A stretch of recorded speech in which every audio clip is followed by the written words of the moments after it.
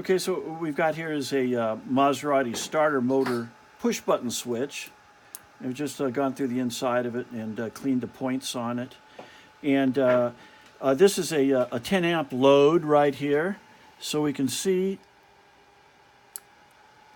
I mean, this thing should never have to do 10 amps, but it is doing 10 amps.